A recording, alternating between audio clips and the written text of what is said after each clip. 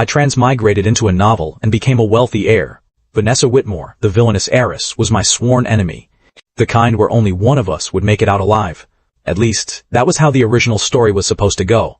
But I arrived a little earlier than the novel's timeline. Right now, I'm only in my early 20s, and Vanessa is still just a high school girl. As I watched her call me Ethan every other sentence, this underage, high school version of the villainess who hadn't gone astray yet, I sank into deep thought. In the end, I decided to steer her future onto the right path. But I never expected her to go off the rails anyway. Wait a second. Why did you suddenly push me down? This wasn't how the original novel was written. Ethan, do you know how to solve this problem? Ethan, go on a date with me. Ethan, when I grow up, could we? No, it's nothing. On the soft, plush bed, Vanessa grabbed my wrist and pinned me down. Her aggressively possessive gaze swept over my body. Then she licked her lips. Ethan, I turned 18 today. And now, the story begins. Do you know how many years you'd get for making a move on a minor? At the dinner table, my best friend, Ryan Cole, suddenly blurted that out. I nearly sprayed the soda in my mouth everywhere. I wiped my mouth irritably. Couldn't you wait until I swallowed before asking? I specifically waited for this exact moment to say it. Ryan slowly swallowed the grilled meat in his mouth. 3 years minimum. Possibly life in prison. You'd probably get shanked in prison. You really know how to make conversation. I poured myself another glass of soda. Ryan shrugged. So? Why are you so determined to take in the Whitmore family's neglected third daughter? Don't tell me you fell for her looks. I heard she isn't even 18 yet. How is your mind this dirty at your age? And what's wrong with 18? I'm only in my early 20s myself. I reached out with my chopsticks and stole several freshly grilled slices of meat from his plate. As I dipped them in sauce, I said, I'll tell you the truth. I'm actually a prophet. I can see the future. And what did you see? I saw that, in the future, that little girl would become a terrifying she-devil. She'd pin me beneath her heel and torment me mercilessly, then lock me away and keep me all to herself. Alright, you've listed the benefits. What's the downside? Ryan calmly said something utterly outrageous. I looked him up and down, and silently shifted my butt farther away. I never knew you were such a freak. You're already talking nonsense. Why shouldn't I join in? Still, I'm sure you have your reasons. You don't have to tell me, and I won't ask. Ryan adjusted his glasses, picked up his phone from the table, and glanced at it. He stood up. Something just came up. I'm heading out. Take your time eating. Give the girl my regards. I pointed at the plate of meat he had brought over. You're not eating that? This meal's on me. You got it, boss. Have a good one. I waved goodbye to Ryan, then resumed my battle with the barbecue alone. The truth was, I hadn't lied. I really did know the future, because I had transmigrated into this novel. About a month ago, after spending every day liking sugary romance stories online, a delivery truck sent me straight into another world. The moment I opened my eyes, I discovered that I had become a novel character who shared my name. According to the original plot, I would eventually offend the novel's villain, Vanessa Whitmore, the Whitmore family's abused and mistreated third daughter, who ultimately turned completely ruthless. Using her extraordinary business talent, she built an empire. But along the way, she committed countless crimes. Her story ended while she was fleeing the police, when her car crashed into a fuel tanker. She died on the spot. Logically, I should have stayed far away from a dangerous woman like her, but things weren't quite what I had expected. When I arrived in this world, Vanessa hadn't turned evil yet. She was still just a beautiful high school girl under 18. At most, her family situation had made her a little gloomy. So, a few days ago, before the Carter and Whitmore families began business negotiations, I offered a piece of land on the east side of the city in exchange for the Whitmores handing Vanessa over to me. Of course, I threw in a few other concessions. News of it quickly spread throughout our entire social circle. Almost everyone thought the Carter family had lost their minds. They could say whatever they wanted.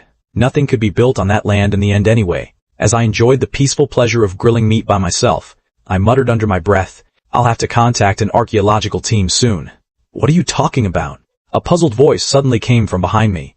I turned around and saw a girl in a school uniform, with her hair tied in a ponytail, standing behind me. Her eyes held the pure, innocent cluelessness only a student could possess.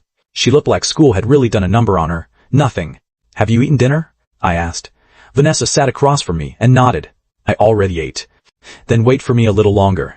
I'm almost finished. And if you still want something, help yourself. With that, I began devouring everything in sight, vacuuming up the food on the table. Maybe I made it look too delicious, because she eventually gave in and ate some too. After dinner, Vanessa put her backpack on again without saying a word and quietly followed me before climbing into the back seat. I got into the driver's seat, started the car, and drove out of the mall's underground garage. It was already late, and there weren't many cars on the road. Bright moonlight slipped through a break in the clouds and shone across the pavement alongside the streetlights. Vanessa and I sat one behind the other without speaking. We drove toward my home in silence. Starting today, she was officially leaving the Whitmore family behind. We remained silent until the final intersection.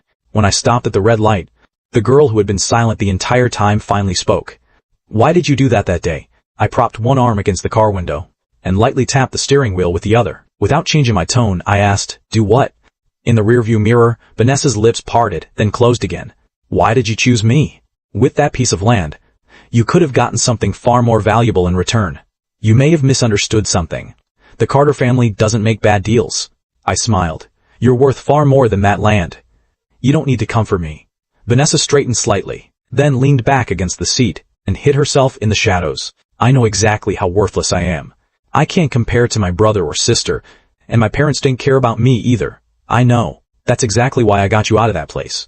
I continued, "From this moment on, forget everything they ever said about you. I'll help you prove your own worth." "Why would you do that for me?" Emotion finally entered the girl's voice from the back seat. I thought for a moment. Maybe I simply wanted to see a happy ending. In the original story, the things Vanessa eventually did could never be easily forgiven, but anyone with a little empathy would still feel heartbroken by her past. Her own parents despised her. Her brother and sister insulted her and treated her like a servant, ordering her around constantly. Just because she touched her sister's necklace once, she was slapped across the face. She didn't have any friends at school either. Honestly, if even a few of those things had happened to me, I would have wanted revenge on the entire world. Yet even now, Vanessa was only a little gloomy and quiet. That already showed how incredibly strong she was inside. But no matter how resilient a person's heart is, there will always come a moment when it finally breaks. So I had once wondered, if all of this could be changed, what kind of ending would she have? Come to think of it, did this count as raising a villainess in some unconventional way? With that thought in mind, I looked into the rearview mirror again. The girl in the mirror still kept herself hidden in the shadows, but I could tell that she was looking directly at me through the mirror. "Then let me ask you something." I spoke seriously. "What would happen if I went after the Whitmore family and the Whitmore group?" Vanessa answered without the slightest hesitation. "I'd help you. Then I have nothing to worry about." The car fell silent again, until Vanessa spoke once more. Her voice returned to its usual softness. "The light's green." I hadn't noticed. I drove through the final intersection. My home was a large villa. Usually, only my parents and I lived there with a few servants. Now, there was one more resident. When Vanessa walked through the front door, the lights were still on inside. My parents were curled up on the couch. William Carter was reading a book with glasses perched on his nose, while Grace Carter cheerfully watched a variety show on television. Hearing us come in, they both turned toward the door. Vanessa hid half her body behind me and gave a restrained little bow. "Gee, good evening. Why are you two still awake so late?" I greeted them. "Were you waiting for me?" William closed his book and said irritably, "Who would wait up for a brat like you? Who knows what you are off doing? Coming home this late?" As he spoke, his gaze shifted past me toward the girl behind me.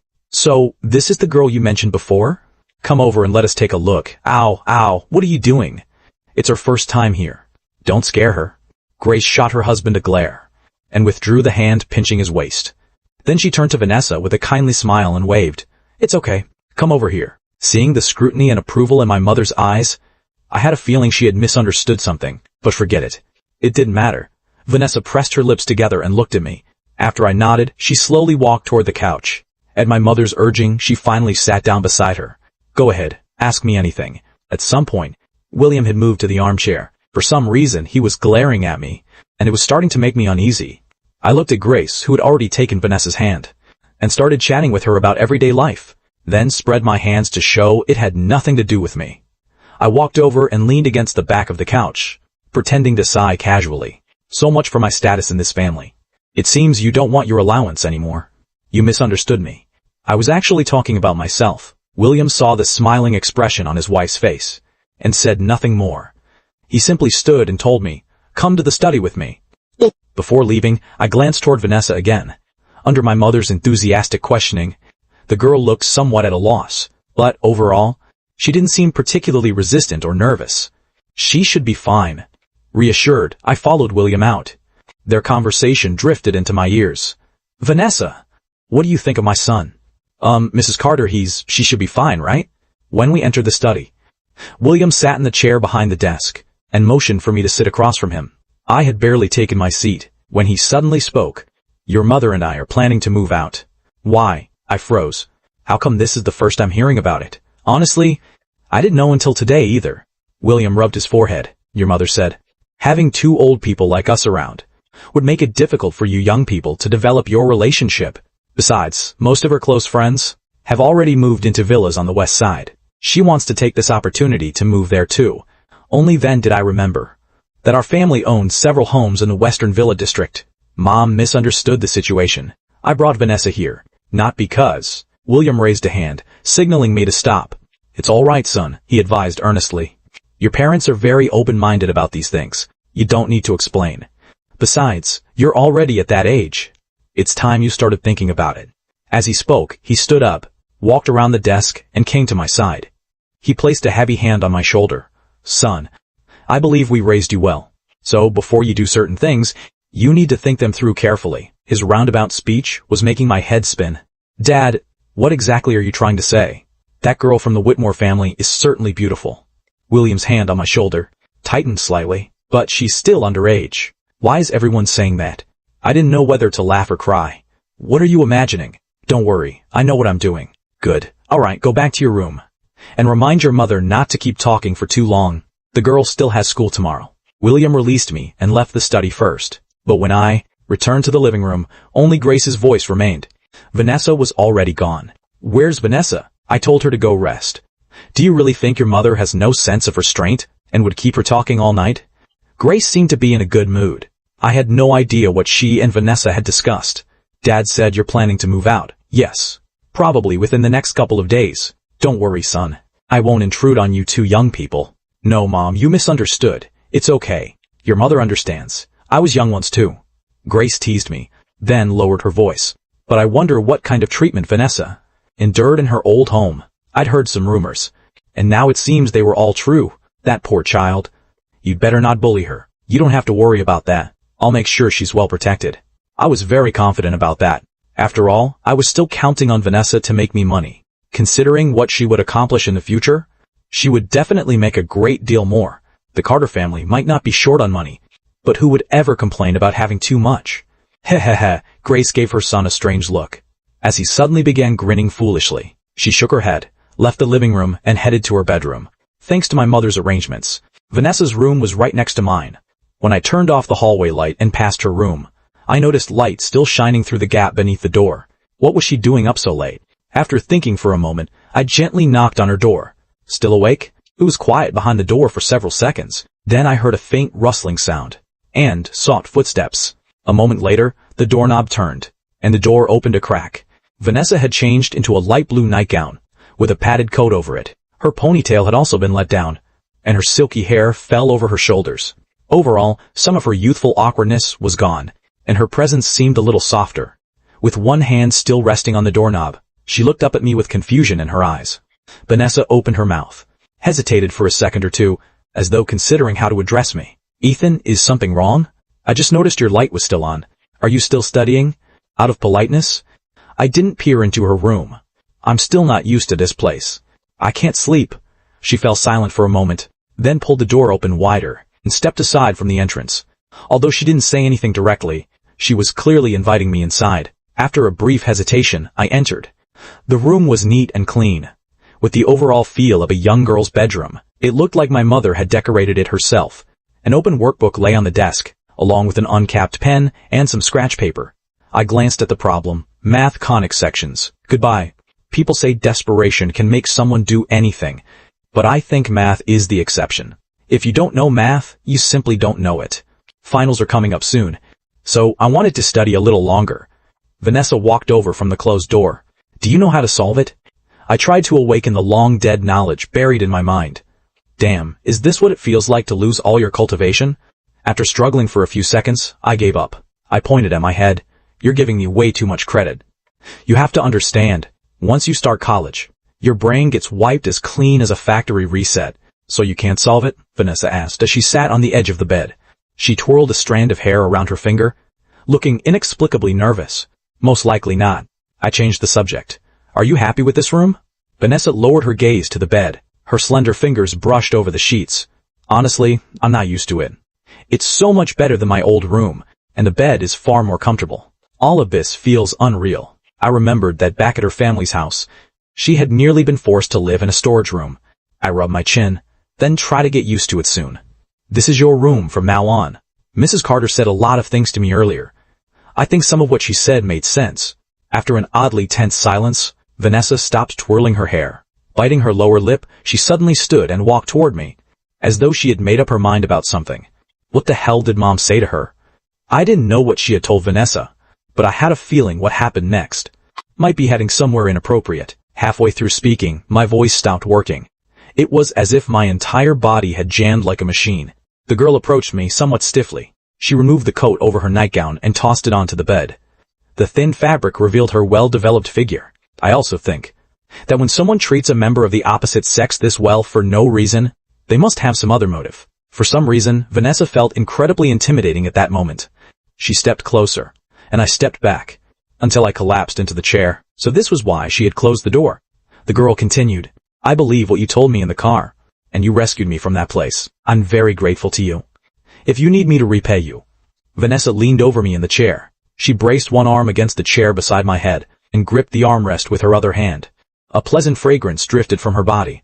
Her already crimson face drew closer and closer, as red as a ripe tomato. She whispered beside my ear, if that's what you want, I'm okay with it. Let me start with the conclusion. I fled. First, a girl shouldn't casually say things like that, especially when she's extremely attractive. Second, it's far too early for you to be thinking this way. At least wait until you're an adult. And finally, it's getting late. Get some rest. I'm leaving. After rattling off those words at lightning speed, the young man who had remained calm and collected in the car fled the room in obvious embarrassment. Lying on the bed that was almost too comfortable to get used to, Vanessa buried herself beneath the covers. Her face still felt burning hot. Would he think she was an easy girl? That question kept echoing through Vanessa's mind, as she tossed and turned in bed. Eventually, she exhausted herself, threw off the blanket, exposed her head, and sighed deeply. She hadn't lied about what she had just said. She had truly prepared herself to accept anything that might happen tonight. More than a decade of living with the Whitmores had taught her that since Ethan had specifically chosen her, he had to want something from her. But in Vanessa's eyes, other than herself, she had absolutely nothing to offer him. That was why she had decided to give herself to him. Yet after wavering for only an instant, he had refused her and left her with those words. Do I have to wait until I'm 18? Vanessa murmured to herself. Memories surged through her mind like a tidal wave. It had been the day her life changed forever. Starting tomorrow, you'll be leaving this house. During dinner that day, her father, Richard Whitmore, had announced the news to Vanessa in front of the entire family. It wasn't a discussion or even a notification. It could barely be called an order. His tone made it sound like he was discussing something utterly insignificant, without the slightest concern. Her mother, Helen Whitmore, showed no reaction beyond surprise. What happened? During the recent negotiations, the Carter family was represented by William Carter's son, Ethan. That inexperienced brat isn't nearly as difficult as his father. He quickly agreed to sell us that land on the east side. Richard spoke with smug satisfaction. His only condition was that we hand over a few ordinary storefronts owned by the Whitmore Group, along with Vanessa herself. Who would have thought a man as capable as William Carter would raise a son who was nothing more than a lustful fool? Congratulations, Dad. You finally secured that land. Her eldest brother, Daniel Whitmore, happily raised his glass and clinked it against Richard's, just as expected. Ethan Carter is nothing but a spoiled, useless rich kid. I can't believe he gave up that land so easily. The head of the Carter family must be furious. Richard laughed loudly. Of course he is.